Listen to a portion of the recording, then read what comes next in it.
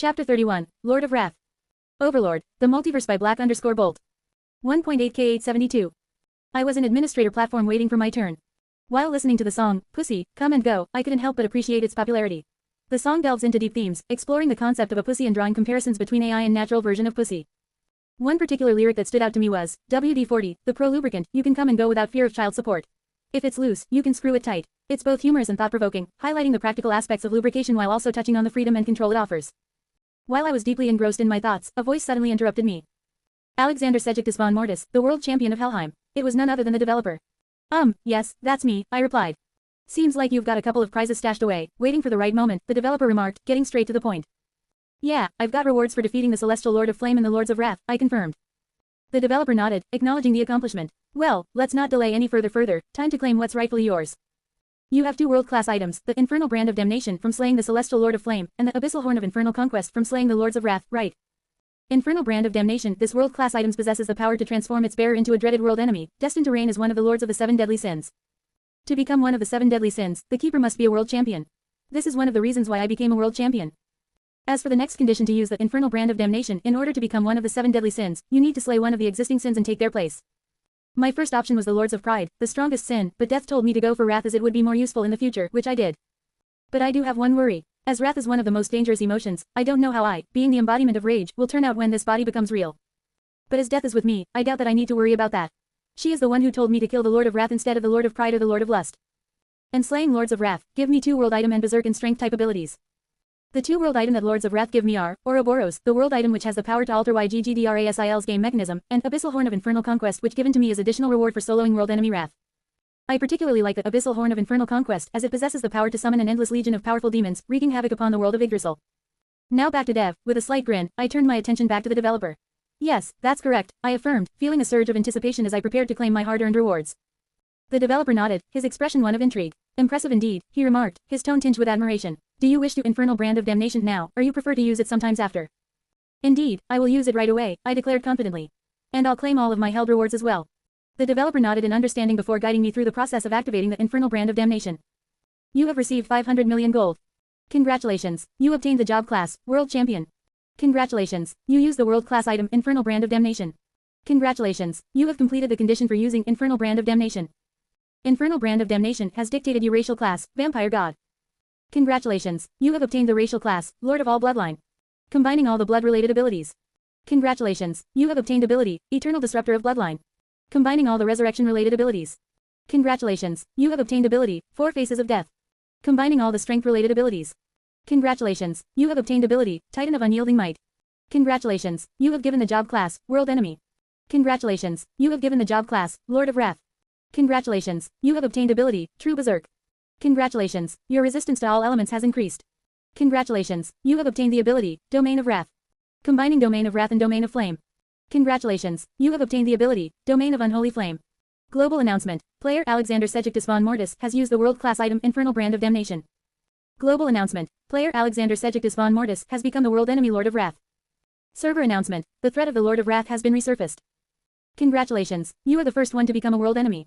Global announcement, player Alexander Sejictus von Mortis needs to be eliminated before becoming a threat to Yggdrasil. Bounty announcement, a generous reward will be given to the player who eliminates the Lord of Wrath. Satisfied with the notifications, I closed the system interface and turned to Dev, who was watching me intently. It seems you are happy with your reward. Now then, take out one of your equipment that you want to turn into a World Champion class item, Dev said to me. The World Champion class was a rare honor bestowed solely upon the victor of the official martial tournament, with only 9 holders in all of Yggdrasil. As for the prize, the champion received a single piece of special equipment from the administrators. The power of this coveted gear exceeded that of divine class items, rivaling even guild weapons. Naturally, being a reward exclusive to the tournament winner, only the world champion could equip it. I nodded in agreement, reaching into my inventory and selecting the Doombringer, the magnificent sword forged by Grimgar, the skilled dwarf of Nidavellir. Doombringer, a red giant two-handed sword with a fiery red surface, adorned with intricate engravings depicting scenes of battle and flames dancing along its edge. In its description it is said that the Doombringer is a sinister sword forged from the blood of the phoenix and the essence of a dragon, its blade shimmering with dark energies that pulsate with malevolent intent. Crafted with the sole purpose of eradicating all of creation, it thirsts for destruction and chaos. Each swing of the Doombringer leaves devastation in its wake, its edge cutting through reality itself with unstoppable force. It is said that the sword feeds on the souls of its victims, empowering its wielder with unholy strength and immortality. Those who dare to wield the Doombringer risk becoming consumed by its insatiable hunger for annihilation. Pick. Dev inspected the sword with a keen eye, nodding in approval at its craftsmanship. A fine choice, he remarked, his tone laced with admiration. This sword shall be worthy of the title of a world champion class item. I watched with anticipation as Dev began the process of transforming the Doombringer into a legendary weapon befitting a world champion. Congratulations, dear, for becoming a world champion, Death said, her voice echoing with a hint of pride. Oh, thank you, Death, I replied, feeling a mixture of excitement and gratitude. You've earned it, Death continued, her tone pleasing to hear. Now, I must inform you that I won't be able to communicate with you for some time. I have to focus on creating a new system specifically tailored for your needs for multiverse travel. I see, I replied, a tinge of disappointment creeping into my voice. Chapter 32, next chapter. Overlord, the Multiverse by Black_Bolt. 1.8K677. Ever since I clinched the title of world champion and world enemy, my life in Yggdrasil has been a rollercoaster of chaos. You'd think being the best would earn you some peace and quiet, but oh no, it's quite the opposite. It's like every player out there suddenly decided, hey, let's pick on Alexander. And so, my once peaceful grinding sessions turned into a full-blown brawl fest. It's like clockwork, I'm minding my own business, slicing through mobs, when bam. A group of wannabe challengers shows up out of thin air, ready to throw down. You'd think they'd at least say something before launching into attack mode, but nope, they just charge at me with all the subtlety of a charging rhino. But hey, I've got skills, and I'm not afraid to use them. So, cue the epic battle music and let the showdown begin. Picture this, me, dodging spells and swinging my sword like a seasoned pro, while my opponents flail around like confused chickens. It's comedy gold, I tell you. And the best part, I always come out on top, with a grin on my face and a victory dance to boot. But here's the kicker, it's not just one or two groups trying to take me down. Oh no, it's like they're all in on some secret pact to make my life a living hell. I've lost count of how many times I've had to fend off multiple attacks at once. It's like playing whack-a-mole, but with swords and magic instead of hammers. And let's not forget the creativity of some players. I've had folks try everything from elaborate traps to sneaky ambushes, all in the hopes of catching me off guard. But sorry, folks, this world champion doesn't go down that easily. I've got reflexes sharper than a ninja's gunai and instincts honed by years of gaming. But you know what they say, fame comes with a price. And in my case, that price is a never-ending parade of wannabe challengers trying to make a name for themselves at my expense. Facing the wrath of relentless hunters wasn't just my headache, all the world champions were in the same sinking boat. But being a heteromorphic race and world enemy, I had a bullseye painted on my back, making me an easier target for humanoid, demi-human and heteromorphic players who didn't have to worry about the penalty. Now, my reputation for being merciless in my hunts didn't help matters. Rumor had it that I wouldn't let anyone leave until they were stripped down to their virtual skivvies. Needless to say, that scared the socks off most players who even dared to think about pursuing me. But then, along came the bounty. A world-class item and 600 million gold for killing me, whereas other world champions have around 300 million gold, but their bounties have a time limit of 10 months. My bounty has no time limit, as I am a world enemy. Talk about racial discrimination. And when the gaming community demanded an explanation, their response was classic, who doesn't like a little chaos in their adventure? Well, they weren't called bastards for nothing. And just like that, the floodgates opened, and all sorts of crazies crawled out of the woodwork, eager to take their shot at the world champion. It was like a game of roulette, except instead of chips, they were betting their virtual lives. But you know what they say, when life gives you lemons, make lemonade. Or in my case, when the devs give you chaos, embrace it with open arms and a wicked grin. In Niflheim, the realm of ice where ice giants and ice kin reside, a silver-armored being can be seen standing alone in the icy forest, as if waiting for someone. Suddenly, a voice called out from behind, grabbing the attention of the figure in silver armor. Nice weather, remarked a humanoid-looking being with piercing blood-red eyes, dark hair, and a sharp jawline. Yes, indeed, but I've heard that my friend is currently being hunted down because he's a world enemy. Have you experienced anything like that, Alexander? Touch Me asked. Experienced, more like living, I replied with a chuckle, shaking my head ruefully. Trust me, it's been a wild ride. It's been a while, how have you been since we last spoke? Touch Me continued, his tone earnest. Oh, you know, same old, I replied nonchalantly, though the weight of my situation hung heavy in the air. Just dodging assassination attempts and navigating the complexities of being a wanted man in Yggdrasil. The usual. I can only imagine how challenging that must be, but you seem to be handling it well, all things considered. Touch Me said. Well, what can I say? I've always had a knack for attracting trouble, I remarked with a self-deprecating grin. But enough about me, is it true that you are making a clan for heteromorphic? A few days earlier, Touch Me sent me a message about forming a clan for heteromorphic beings because I had told him to reach out if he had any plans for building a clan, and he did. Truth be told, I thought you will reject my offer, Touch Me said. Truth be told, I thought you would reject my offer, he admitted. Why? Because you're a free bird, Alexander, and so far you haven't joined any guild or clan, even though people are lining up to invite you to their guilds, Touch Me explained, his eyes reflecting admiration for my independence. I shrugged nonchalantly, I've always preferred flying solo, but your offer intrigued me. A clan for heteromorphic beings could provide a sense of camaraderie that's Chapter 33, Clan Members. Overlord, the Multiverse by Black_Bolt. 1.7K776. Touch Me led me to a secluded hut nestled deep within the Niflheim forest, where 4 distinct figures stood waiting. As we approached, I recognized one of them instantly, but the other 3 were unfamiliar to me. However, based on their appearances, I could speculate about who they might be. Before I could voice my thoughts, Touch Me began to introduce them to me. Alexander, let me introduce them to you, Touch Me said, motioning towards the figures. From the right, Warrior Takemikazuki, Nishikienrai, Amano Mahidotsu, and Albert. And I believe you already know Warrior Takemikazuki. And you guys, this is Alexander Sejictus von Mortis, Touch Me continued, turning to the others. I believe I don't need to further introduce him, as he is now the talk of Yggdrasil. As Touch Me introduced the group, I took a moment to study each of them. Nishikienrai, with his ninja attire and mysterious demeanor, seemed to blend effortlessly into the shadows. Pick. Amano Mahitotsu's appearance was unfamiliar to me, but his presence conveyed a sense of artist. Pick. And then there was Albert, whose goat-like appearance, for what I remember, he is supposed to be a magic caster. Pick. Then lastly warrior Takemikazuki. Memories of our intense battles during the World Championship flooded back to me. Despite being formidable opponents in the arena, there was a mutual respect between us that transcended our rivalry. It's good to see you again, Takemikazuki, I greeted him with a nod. Likewise, Alexander, our encounters in the championship were memorable, to say the least. Takemikazuki returned the nod. Now that introductions are over, let's talk about our future plans, Touchme said, his voice carrying a tone of determination. Before he could continue, Albert interjected, his expression serious as he turned towards me. Before we proceed, Alexander, there's something I need to ask you. What is it, Albert? I asked, curious to hear what he had on his mind. Albert's eyes gleamed with intensity as he leaned in, his voice dropping to a whisper. Alexander Sejictus von Mortis, as a fellow seeker of power and darkness, I must know, what drives you to pursue such formidable strength? Is it a thirst for dominance, the allure of chaos, or perhaps a desire to challenge the very fabric of reality itself? As he awaited my response, I couldn't help but feel a twinge of amusement at his Chunobu tendencies. From what I remember, Albert had always been fixated on the concept of evil and darkness, and now here he was, questioning my motives with all the seriousness of a seasoned villain monologuing to his arch-nemesis. Suppressing a grin, I adopted my best impression of a wise old Chinese guy, stroking my imaginary beard with exaggerated deliberation. Ah, young Albert, I intoned in a deep, gravelly voice, channeling my inner ancient martial arts master. The pursuit of power is a journey filled with twists and turns, challenges and triumphs. But to truly understand its depths, one must first look within. Albert's eyes widened in anticipation, hanging on my every word as if I held the key to unlocking the secrets of the universe. Little did he know, I was just winging it, playing along with his theatrical antics for the sheer fun of it. In my case, I continued, leaning back theatrically, it's a combination of factors. A thirst for dominance, a taste for chaos, and a dash of curiosity about the unknown. But above all, it's about embracing the darkness within and using it to fuel my quest for ultimate power. Albert nodded solemnly, as if my words had struck a chord deep within his Chunobu soul. Indeed, Alexander, he replied, his voice filled with newfound determination. Together, we shall conquer the realms of darkness and emerge victorious as the true masters of our destiny. I couldn't help but suppress a chuckle at Albert's theatrics, wondering if he'd been practicing his villainous monologues in front of a mirror. Touchme rolled his eyes, his expression a mixture of amusement and exasperation. Albert, my friend, I appreciate the enthusiasm, but let's try to dial it back a notch, shall we? We're here to discuss our plans, not audition for the role of Yggdrasil's resident supervillain. Albert blinked, momentarily taken aback by the response, before sheepishly nodding in agreement. Right, sorry about that. Got a bit carried away with the whole Dark Lord shtick, he admitted, scratching the back of his head awkwardly. Please don't mind him, Touchme. In fact, I like his enthusiasm, I interjected, trying to salvage the situation. Besides, it's not every day you get to witness someone practicing their evil laugh in broad daylight. Touchme and the others exchanged surprised glances, clearly taken aback by my lighthearted response. You do. Even Albert seemed surprised, his theatrics momentarily forgotten in the face of my unexpected approval. Why are you guys looking surprised? I quipped, unable to resist a smirk at their bewildered expressions. Did you think I'd be more of a serious business only kind of guy? Please, life's too short for that nonsense. Let's embrace the drama. Touchme chuckled, shaking his head in amusement. Well, I suppose a little theatrics never hurt anyone, he conceded, shooting Albert a playful wink. Just as long as we don't start plotting world domination, we should be fine. Albert straightened up, a mischievous glint in his eye. No promises there, Touchme. World domination has always been on my to-do list, he joked, earning a round of laughter from the group. Tilda tilde tilde. In my patron, this volume in High School DxD arc ended and Demon Slayer arc just started.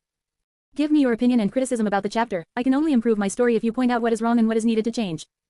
And leave at least one comment and review if you like my fanfic. In my Patreon this volume is over, you can join my Patreon for $3, see. Chapter 34, Momanga. Overlord, the Multiverse by Black_Bolt. 1.6K 473. Deep within the forest, a lone player suddenly spawned, his form aglow with the telltale sign of recent death and resurrection. Without hesitation, he dashed into the wilderness, his urgency evident in every stride. It was a desperate flight, as if fleeing from an unseen threat, his heart pounding with fear and adrenaline. Minutes stretched into an eternity as he raced through the dense foliage, his breath ragged and his senses on high alert. He ran as if his life depended on it, fueled by the primal instinct to survive at any cost. Then, in an instant, shing. His entire body lit up with a strange radiance, a sudden paralysis seizing his limbs and sending him crashing to the forest floor. The paralyzation didn't last that long and immediately wear off its effects, but it already did the job of stopping him from his tracks. Got some points. 2 more and I'll be able to change class. Hurry up and finish him. As he lay on the ground, he noticed a bunch of other players heading his way. Their gear looked way better than his simple robe, making him feel even smaller. Listening to their snide remarks, he couldn't shake off the feeling of being judged and looked down upon. The group of players is equipped with some good pieces of equipment while he had nothing but a poor-looking robe. A freaking inhuman. You're disgusting. It was clear that the group harbored ill intentions toward him, wasting no time in preparing to strike. As he gazed back at the group, a glimmer of hope flickered in his heart. Perhaps, if he pleaded with them earnestly enough, they might have a change of heart and spare him. But as he turned towards them, his hopes were dashed in an instant. One of them, a burly figure clad in menacing black armor, hoisted his 2-handed axe menacingly, ready to strike. It was clear that mercy was not on their agenda. Resigned to his fate, he closed his eyes, bracing for the inevitable. Another death, another respawn. It was all becoming too routine. But just as the axe was about to descend, chaos erupted. Slash. The sound of metal cutting through air pierced the tense atmosphere. Slash. Another slash, followed by a chorus of gasps and shouts. Slash. And another, each strike more precise and deadly than the last. Slash. Slash. Slash. In the blink of an eye, the group of players was decimated by an unseen force. The attacks were swift, too fast for anyone to comprehend, and with each strike, a player fell, their bodies crumpling to the forest floor. Ah! The player in the tattered robe could only watch in awe as his would-be assailants were swiftly dispatched, vanishing into thin air in the blink of an eye.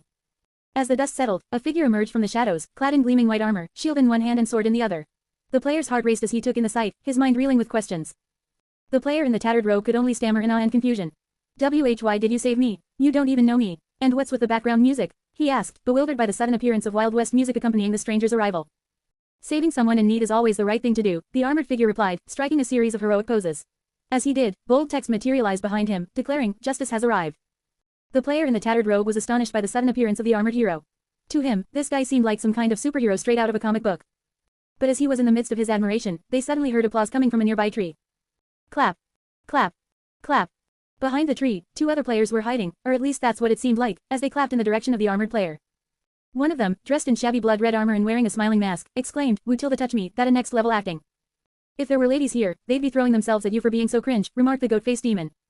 It was clear now that these two were Alexander and Albert, and if that was the case, then the armored player could only be touch me. First-person POV. Since the creation of our clan, we've been on the move, exploring every nook and cranny of all 9 worlds over the past week. We've lent a hand to fellow heteromorphic players and taken down PK parties wherever we find them. And that brings us to the current situation. "Ah, you guys," Touch Me heaved a sigh, clearly accustomed to my antics and Albert's remarks. Ignoring our banter, he turned his attention to the player in front of us. "Anyway, are you alright? Were you being spammed with kill requests?" Touch Me focused his attention on the player in front of him. "Yeah, I'm okay, thanks for saving me. Actually, it's the 3rd time this week, and it would have been the 4th if you hadn't shown up," the player replied with a sheepish grin. "Well, it's a good thing we were nearby when that happened," I chimed in, trying to lighten the mood after the intense encounter. Afterwards, we had a brief conversation with the player we rescued. It turned out he was a newbie who had just started playing Yggdrasil a week ago. On his very first day, he was constantly attacked by PKERs, making his gaming experience anything but enjoyable. He even considered quitting the game altogether. However, our intervention seemed to have changed his mind, at least for the time being. Touched by his plight, Touch Me immediately extended an invitation for him to join our party and work together. He consulted both Albert and me, but we were all in agreement, so there were no objections. The player, clad in his modest robe, expressed his gratitude towards us. "Thank you so much, Touch Me-san, Alexander-san, and Albert-san. I'm really glad to meet the 3 of you here. Even though you didn't know me, you still decided to help me. Thank you very much," he said with a bow. "Don't worry about it, we just did what's right, and that's to help all the people in need," Touch Me reassured the player, his voice carrying a sense of sincerity. "Yeah Tilda, let's just do our best to fight off those mean guys that love to hurt our fellow heteromorphic players." "Right, Hero-san," Albert chimed in, his tone dripping with sarcasm as he addressed Touch Me. I couldn't help but chuckle at Albert's playful jab. Despite being a Dark Lord, he had a knack for teasing Touch Me about his hero-like personality. "Yeah, like what he said," I added with a cough, trying to stifle my laughter. "Anyway, since they've already used all the available cool lines about justice and stuff, and I can't seem to think of any good new ones on the spot, I'll just do the welcoming, I guess." With that, I approached the player with a poor-looking robe and stopped in front of him. "So, I officially welcome you to the team, Momonga. Let's do our best together," I said with a smile, to which the player named Momonga responded positively. "And with that, we've got ourselves another member in the clan." So now, with Momonga on board, a big chunk of my do list checklist is ticked off. I can practically taste the freedom. No more desperate searches or awkward introductions. It's like winning the lottery, but with fewer taxes and more virtual battles. Yep, from now on, it's smooth sailing in the world of Yggdrasil. No more stress, just good times and epic adventures. Pick. Tilda tilde tilde. In my patron, gaming arc in high school DxD arc ended and Demon Slayer arc just started. Chapter 35, 9's gown. Overlord, the Multiverse by Black_Bolt. 1.8K472. As time passes by, they gained new members to their little party. It all adds up until it reached the number of 9 members. The same number started the myth, the legend known as Ainzul gown. This is the list of the current 9 players that are in the group right now. Touch Me. Albert Alan Odal. Nishiki Inrai. Warrior Takemikazuki. Amano Mahidotsu. Alexander Sejictus von Mortis. Wish 3. Momonga. Blue Planet. It's actually different compared to the first 9 original members of the 9 Zone goal in the original story. I was worried that it might slightly affect the future events that are supposed to happen, but after a quick brainstorming to myself, I just shrugged it off and decided not to worry about it too much. When our clan had 9 members, I was like, hey, let's give our crew a cool name. I mean, we might be small in numbers, but when it comes to firepower, we're like a hidden gem. With Touch Me and me packing some serious punch, we're basically the Avengers of Yggdrasil. When I first joined Touch Me's crew, it was more like a ragtag group of misfits than a proper clan. But now, with enough members to make it official, the question of what to call ourselves popped up. How about, the Guardians of Virtue? Touch Me proposed, his eyes sparkling with enthusiasm. Albert's mocking laughter echoed through the forest, punctuating his disdain for Touch Me's suggestion. Guardians of Virtue, seriously? He exclaimed, his voice dripping with sarcasm. What are you, a kindergarten student with a hero complex?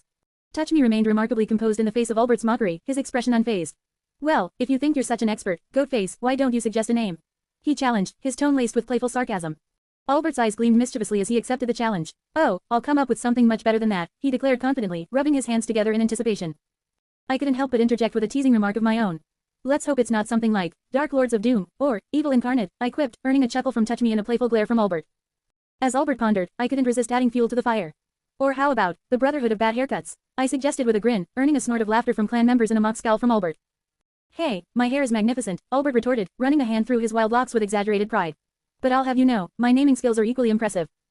With a dramatic flourish, Albert cleared his throat and announced, behold, the ultimate clan name, the League of Extraordinary Villains. Touch Me raised an eyebrow, his lips twitching with suppressed amusement. Ah, yes, because nothing strikes fear into the hearts of our enemies like the word, villains, he remarked dryly. Albert shrugged, undeterred by the skepticism. Hey, it's all about branding, he insisted. Plus, it has a certain ring to it, don't you think? I couldn't help but laugh at the absurdity of it all. Well, if our goal is to strike fear into the hearts of our enemies, I suppose, the League of Mediocre Miscreants just wouldn't cut it, I joked, earning a chuckle from Clan and a playful shove from Albert.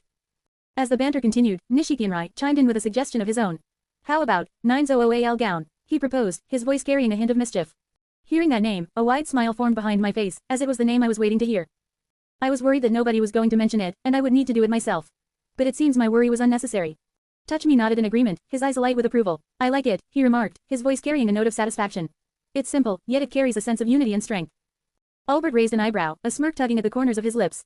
Well, it's certainly better than some of the other suggestions we've heard, he admitted, shooting a playful glance in my direction. I couldn't help but laugh, feeling a sense of pride. I couldn't agree more, I replied, nodding in approval. I'm all for it, Warrior Takemikazuki declared, his voice firm with conviction. Amano Mahitotsu, always the stoic one, simply nodded in approval, his silent agreement echoing throughout the group. Wish 3, the newest addition to our ranks, offered a smile of approval. Sounds good to me, they chimed in, their enthusiasm evident. Momonga also voiced his support. I like it, he said with a nod, clearly pleased with the choice. Blue Planet, ever the diplomatic one, added his endorsement as well. I'm on board with 900AL Gown, he affirmed, his tone confident. With every member of our clan in agreement, it was clear that Nishikienrai's suggestion had struck a chord with each of us. And so, with unanimous approval, our clan had found its name.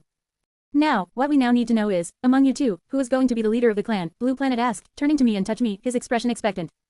I couldn't help but glance at Touch Me, a mischievous twinkle in my eye. Well, since I'm clearly the brains of this operation, I began, earning a playful roll of the eyes from Touch Me, and he's the brawn, I added, gesturing towards him with a grin. I suppose that makes me the natural choice for leader. Touch Me scoffed playfully. Oh, please, we all know I'm the one with the heroic good looks and charming charisma, he retorted, flashing me a smirk. I couldn't resist a chuckle at his response. Well, I suppose we could always settle this the old-fashioned way, with a game of rock paper scissors, I suggested, raising an eyebrow in challenge. Touch Me grinned, accepting the challenge with a nod. You're on, he agreed, holding out his fist in preparation. In a surprising turn of events, Touch Me emerged victorious, his hand forming a triumphant rock as my scissor lay defeated. But to my surprise, instead of claiming the title of leader for himself, he turned to me with a determined expression. Alexander, you should be the leader, he insisted, his voice earnest. I blinked in astonishment at his unexpected offer. But you won fair and square, I protested, shaking my head in disbelief. Touch Me shook his head firmly. You're the one with the vision and the strategy, he explained. I trust your judgment, and I know you'll lead our clan with wisdom and integrity. I couldn't help but feel touched by his words. Thank you, Touch Me, I said sincerely, feeling a swell of gratitude towards my friend. But, I added, holding up a finger, if there ever comes a time when we're of the same mind about who should lead, then I'll gladly take on the role. Tilde tilde tilde. In my patron, gaming arc in high school, the XD arc ended and Demon Slayer arc just started. Give me your opinion and criticism about the chapter. I can only improve my story if you point out what is wrong and what is needed to change.